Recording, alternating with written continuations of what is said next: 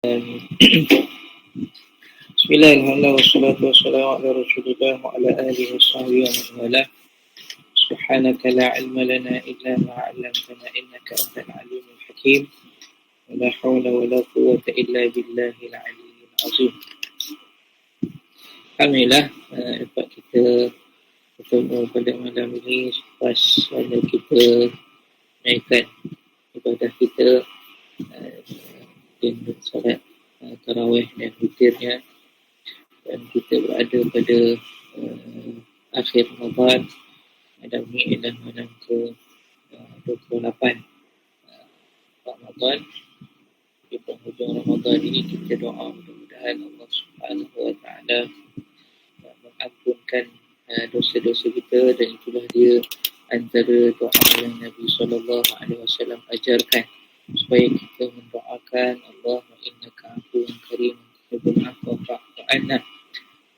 Doa yang Nabi bagi tahu kepada Sayyidatina Aisyah supaya banyak mohon keampunan kepada Allah Subhanahu wa taala di akhir Ramadan, ataupun soalannya apa yang perlu aku ucapkan kalau aku bertemu dengan Lailatul Qadar.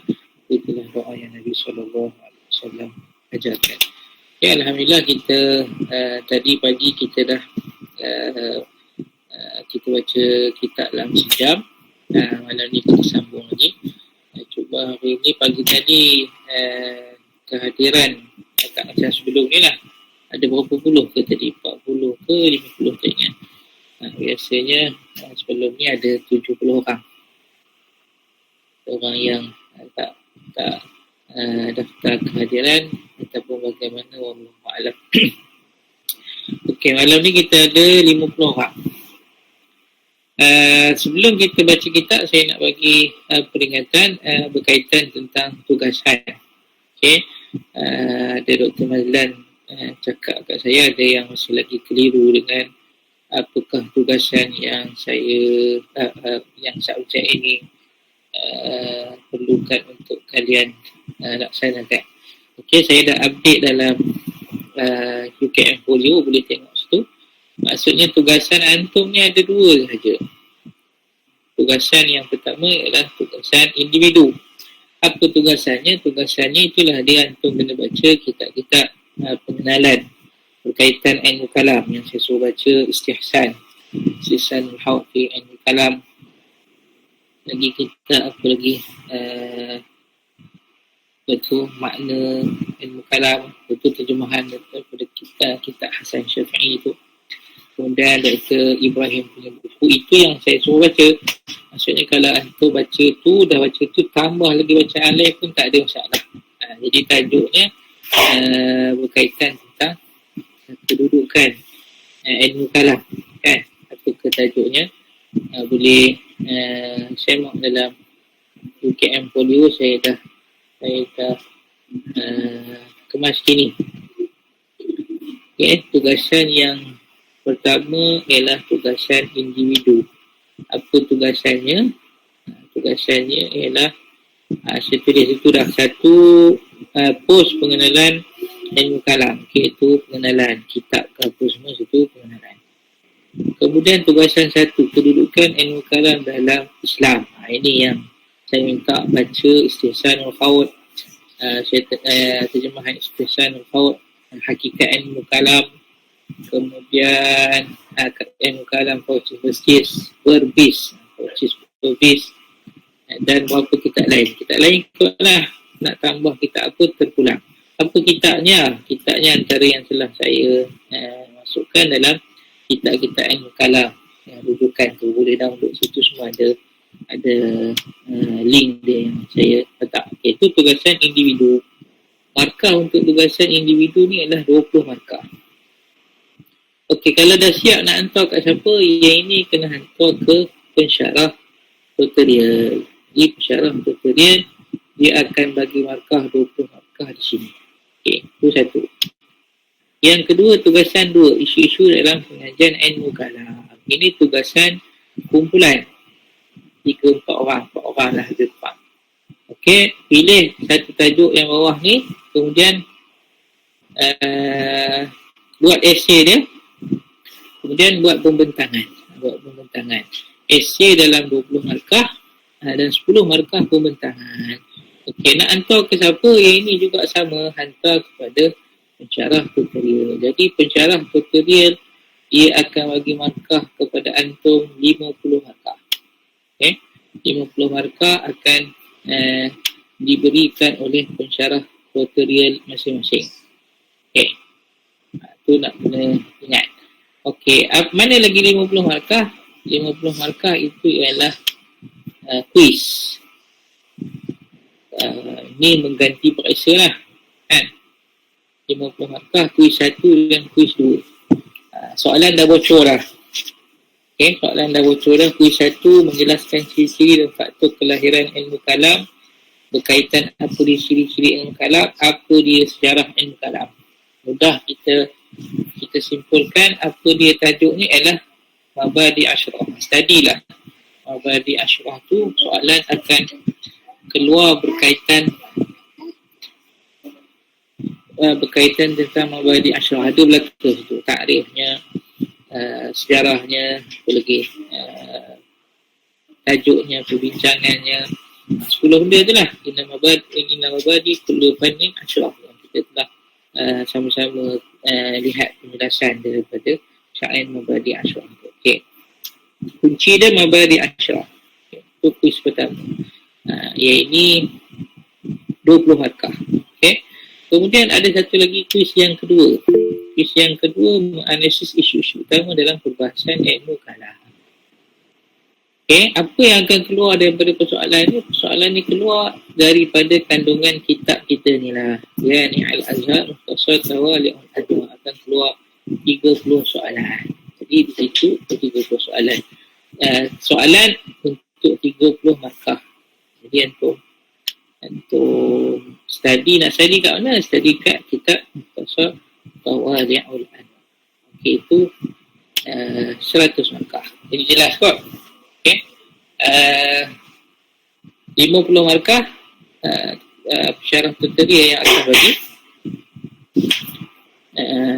iaitu tugasan individu, kedudukan ilmu kalam. Yang kedua ialah tentang isu-isu ilmu kalam. Okey, kedudukan ilmu kalam 20 markah, isu ilmu kalam 30 markah. Kemudian kuis 1 berkaitan tentang Mabadi Ashrah, kuis 2 berkaitan tentang kitab yang kita baca. Okay, ada soalan sini, soalan kuis objektif ataupun subjektif. Yang saya mungkin banyaknya objektif lah kot. Ada perlu juga soalan objektif, subjektif. Objektif mungkin pendek-pendek je lah. Saya akan bagi soalan tu, mungkin jawapan dia tak perlu panjang sangat kot. Kalau subjektif lah. Bahasa Arab ke? Bahasa Arab soalan Melayu lah. Jadi antum faham kalimat bahasa Arab ni dan buat rumusan.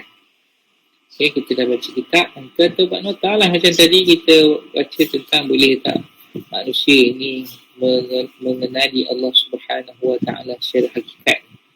Okay, buat pecahan tak boleh, berdasarkan kepada jumpa tak boleh. Ada dua pandangan, sama ada secara akli tak boleh, nakli pun tak boleh. Aklinya sama ada bil badahah pun tak boleh, bin nazri pun tak boleh, bin nazri sama ada bil had pun tak boleh, bersam pun tak boleh. Okay. Ada waktu tentu ke Ustaz? Kuis tu ada waktu tentu lah. Memang kita akan setkan waktu dan kita akan buat ujian. Asalnya untuk ujian 20 markah yang awal tu, asal situ boleh lah tu kot. Cuma nanti kita maklumlah bila. Sekarang ni ialah minggu ke berapa? Minggu kuliah kita ni minggu ke berapa? Minggu ke-9. Okay, kita sekarang adalah berada pada minggu ke-9. Minggu depan kita cuti.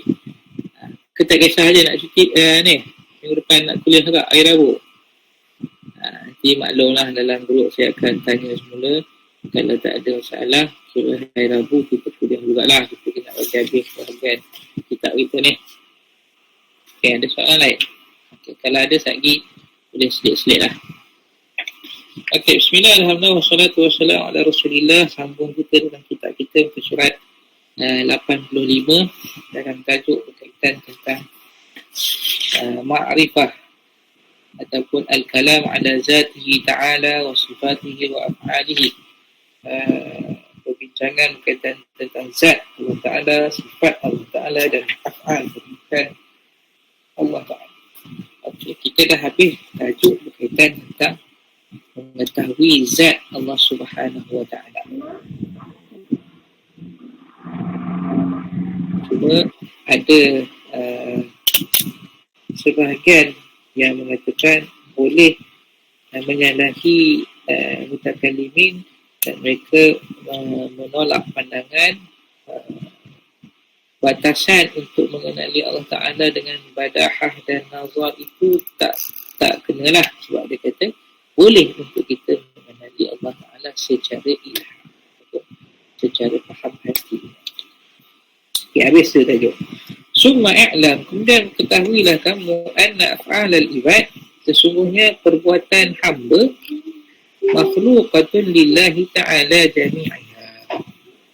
Perbuatan hamba itu makhlukah, diciptakan bagi Allah Subhanahu wa ta'ala. Maksudnya Allah Ta'ala menciptakan jami'iha, semuanya.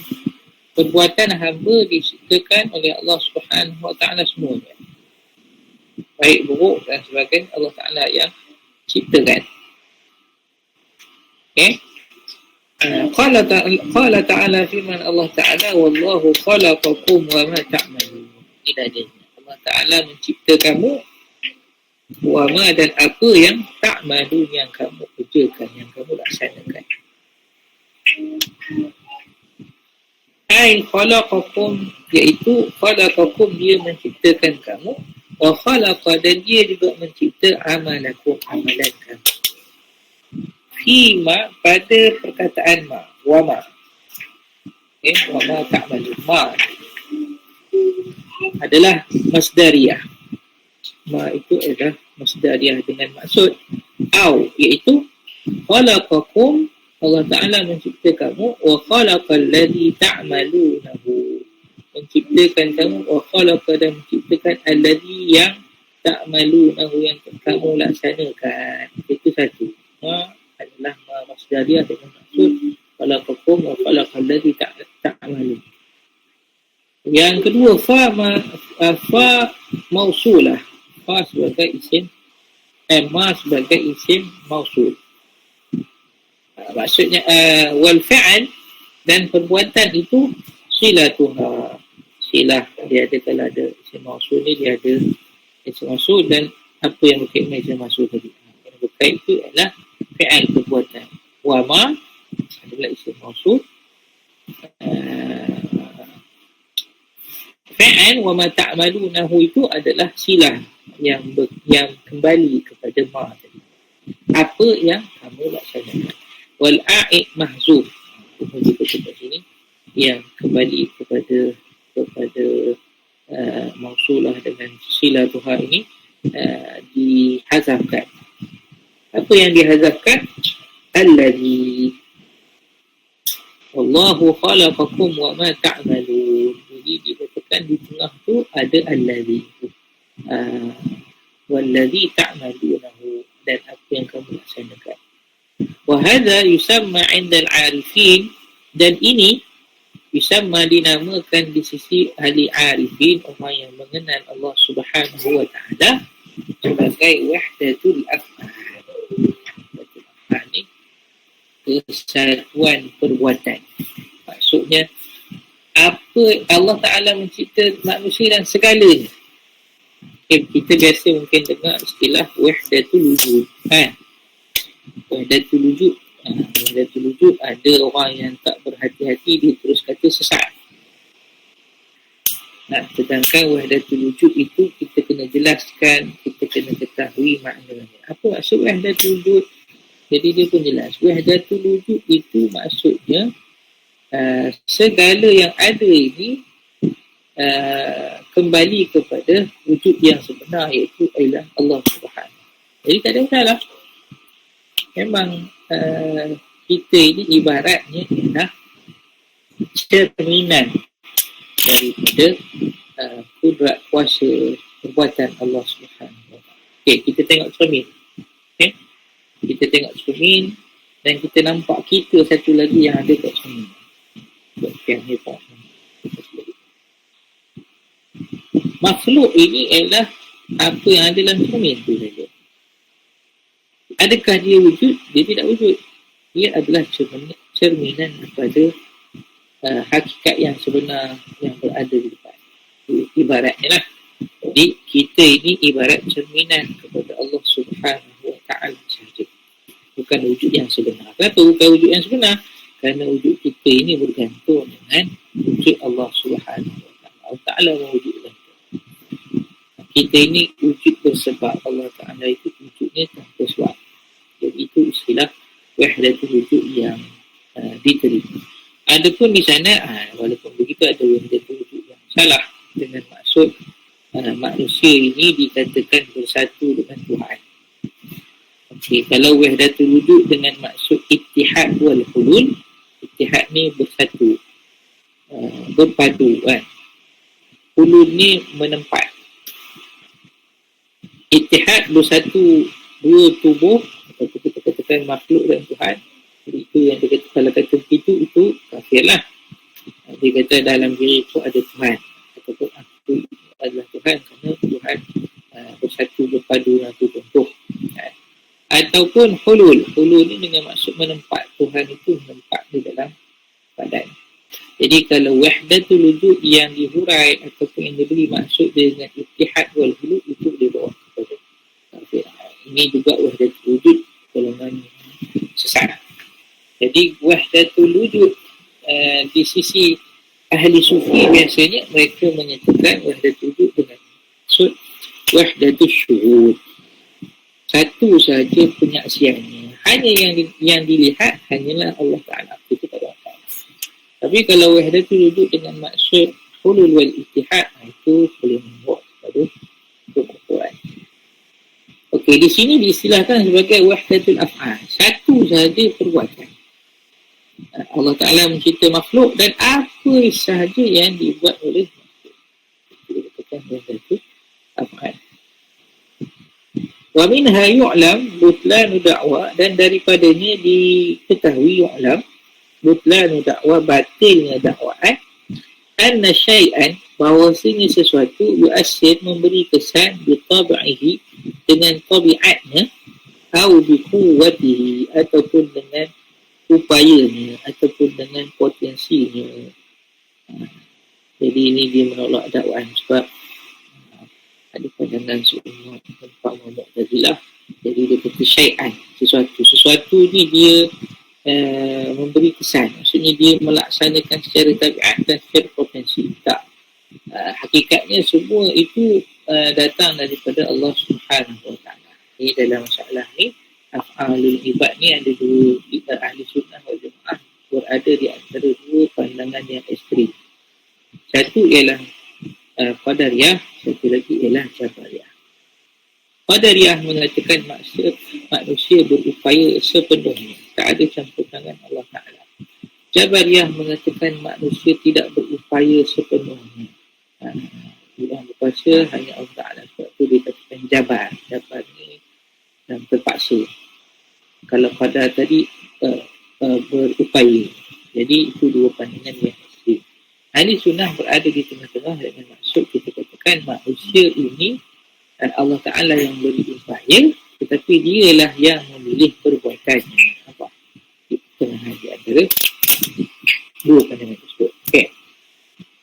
Faman i'taqada anna al-asbab al-'adiyah, siapa yang i'taqada, faman maka siapa i'taqada yang beriktikad anna al-asbab, bahawasanya sebab-sebab al-'adiyah yang biasa, anna seperti api, wasikin dan pisau, wal akal makan, wasyarab, tu'athir fi musabbabatiha, ia memberi kesan pada musabbabnya.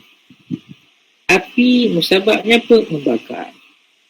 Api adalah sebab kepada terbakar. Terbakar disebabkan, musabbab ni disebabkan lah. Terbakar disebabkan oleh api, terpotong disebabkan oleh pisau, kenyang disebabkan makan, puas disebabkan minum. Kan? Wahia al-haram, terbakar, patak terputus, terpotong, wal syaba' kenyang, warri puas dengan minum. Siapa yang beriktikad bahawasanya perkara yang empat tadi itu memberi kesan terhadap apa yang disebabkan, iaitu terbakar, terpotong, kenyang, puas, ditabaiha kerana tabiatnya. Tabiat api membakar. Kalau dia yakin sepenuh api mesti membakar, wajib membakar. Wazatiha, dan zatnya, dan zat api itu ataupun empat benda contoh tadi secara tabiat dan zat, bahawa kafir bil ijma', orang ni berkafir secara ijma'. Memang dia kata sepenuhnya pisau itu memotong, api itu membakar. Jadi orang yang beriktikad begitu sebenarnya kafir bil ijma', kafir secara ijma' ulama. Itu satu. Itu yang kedua, wa man ya'taqada, siapa yang beriktikad annaha, semua benda tadi tu'asir, memberi kesan, bikuwah, dengan tenaga, dengan kekuatan, khalaqahallah fiha, yang Allah Ta'ala cipta padanya, fafi kufrihi qawlan, pada kekafiran dia itu ada dua pandangan. Biasanya atas tu jelas lah, kita orang Islam kita tak yakin sepenuhnya api itu membakar. Memang api itu sifatnya membakar, tapi terbakar itu ialah dengan upaya Allah Ta'ala. Bila kita cakap macam tu, macam seolah-olah kita berada yang kedua, kan? Okey, siapa yang beriktikad api itu membakar, kita kata pisau lah, kita kata memotong, kerana Allah Ta'ala memberi kekuatan ataupun upaya, potensi itu belum betul lagi, memberi kuasa memberi kuasa kepada pisau itu membakar. Okay, pada pandangan yang begini, kafir ke tidak, ada dua pandangan. Wal asah, dan yang paling sahih, adamul kufur, tidak kufur. Kenapa? Ini sebatul kuwah li khalqillah, kerana dia masih lagi menjandarkan kuasa terbakar, kuasa terpotong tadi itu kepada Allah Ta'ala.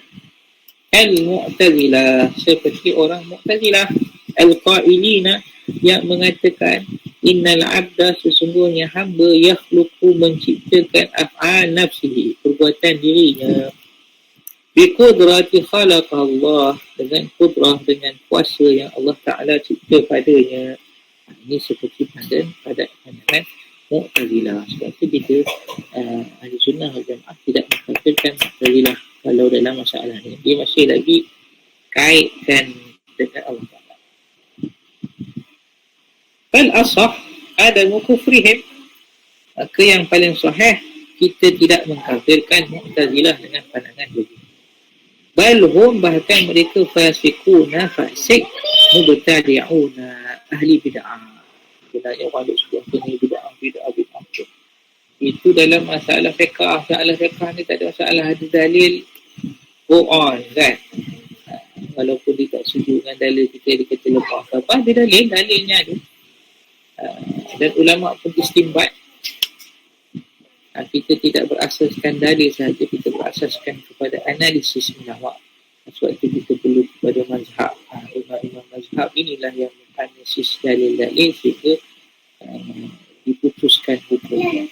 Kalau sekadar kita melihat dalil, itu belum cukup. Sebab ada dalil. Saya ada contoh kisah ni kaitan tentang air kencing unta, kan? Air kencing unta ada dalil sahih pula tu. Nabi pernah izin untuk orang minum air kencing unta. Kalau berdasarkan hanya kepada hadis sahih, maka silalah minum air kencing unta. Itu tak. Kalau nak kata sahih dia tak beramal, silakan beramal. Kita tidak begitu. Itu sahih pada riwayat sahaja. Sebab tu dalam usul fiqh ada sahih pada riwayat, subut dilalah, subut apa? Nah, subut dilalah ada dua, kan? Nahnya sabit, tapi pemahamannya penunjukkan daripada dalil tu, itu yang lain. Okey. Fahum mubtadi'una, kita bersama mubtadi'. Jadi yang kita duk sebut pasal mubtadi' orang buat bid'ah ni sebenarnya bukan patutnya masalah fiqh tak ada masalah. Sebab apa? Maksudnya ada pecah, ada dalil. Cuma pertimbangan dalil itu berbeza, pemahaman dalil itu berbeza. Itu yang jadi berbeza pandangan. Sepatutnya yang dikatakan bid'ah ini yang kita perlu tegas, yang bid'ah dalam masalah akidah. Mu'tazilah ada ahli bid'ah. Musyabbihah, orang yang menyamakan Tuhan dengan makhluk adalah ahli bid'ah. Mereka ahli bid'ah. Sebab itu dalam kitab Milal wa Nihal, kalau Imam Syahristani Milal wa Nihal saja tajuk dia. Kalau Imam Ibn Hazm Al-Fisal fi Milal wal Ahwa wal Nihal. Al-Fisal ni fasalah fi pada al-milal, agama-agama wal ahwa golongan yang mengikut hawa nafsu, jiwa. Jadi fi milal wal ahwa wal nihal, dan juga nihlah, kumpulan-kumpulan agama. Jadi ahwa ni orang yang mengikut nafsunya, dirinya, dan itulah yang dimaksudkan sebagai ahlul bid'ah. Okay. Dua situasi. Situasi pertama, memang dia katakan sepenuhnya perkara tersebut berkuasa, iaitu kafir. Yang kedua, perkara tersebut berkuasa dengan kuasa yang Allah Ta'ala cipta. Okay. Yang ketiga, wa man ya'ta, pada siapa yang beriktifad anna mu'assir, yang memberi kesan itu Allah Ta'ala. Lakin ja'ala, tetapi Allah Ta'ala menjadikan bainal asbab, di antara sebab-sebab dan musabab yang disebabkan itu talazuman aklian, kelaziman akal. Akal kita kata bila kita letakkan api terbakar, tapi yang mengizinkan benda itu terbakar ialah Allah Subhanahu wa Ta'ala. Bihaisu, sekira-kira la yasihhu takhallufaha. Cuma sini dia letak talazuman aklian ni memang pasti. Akal kata memang Allah Ta'ala cipta, tapi secara lazim akalnya berlaku. La yasih takhallufah, dia tidak boleh menyalahi akal. Sini dia masih lagi bergantung akal. Fahuwa jahil, orang ni jahil. Warubama, dan boleh jadi jarwahu zalika, dan boleh jadi jarwahu, perkara tersebut membawa dia ilal kufur. Kadang-kadang boleh bawa kepada kufur sebab dia masih lagi kait dengan akal.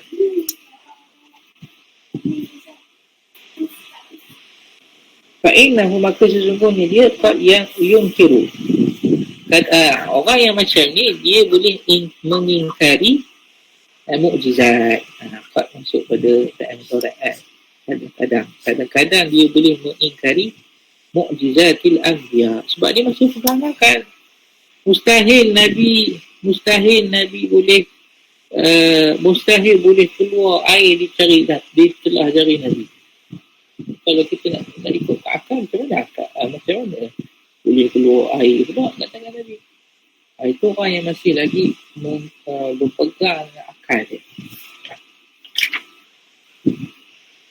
Fakauninna, begitu juga seperti api, sarat menjadi sejuk, wasalaman, dan selamat ala Ibrahim, kepada Nabi Ibrahim. Falam yakun, di sini, maka tidaklah di sini at-talazum, ada kelaziman akan. Kalau ada kelaziman akan, memang orang tu dia tak akan percaya api boleh jadi sejuk. Apa tak betul? Okey, kalau kita tengok dalam situasi mungkin orang sebut pasal Nabi tu, mungkin masih lagi orang berhati-hati, ini cerita Nabi, ini mukjizat. Tapi ada juga orang yang masih lagi nak ikat akal dia itu dengan kelaziman perkara-perkara ni. Contohnya, ada riwayat yang kata ada sahabat yang telan darah Nabi. Nabi darah ada sahabat telan. Ada lagi riwayat yang kata ada sahabat yang apa tu minum air kencing Nabi, ada juga gitu. Jadi ada orang kata, benda ni munafik. Saya nampak itu orang yang masih lagi mengikat akal dia dengan kelaziman akal tadi. Ataupun kita dengar, kita para Nabi mungkin ada orang yang berhati-hatilah dia tak cakap itu. Cerita tentang para wali. Jadi cerita tentang para wali ni, ada orang, tak payahlah cerita para wali ni, cerita tentang jumpa Nabi. Kan?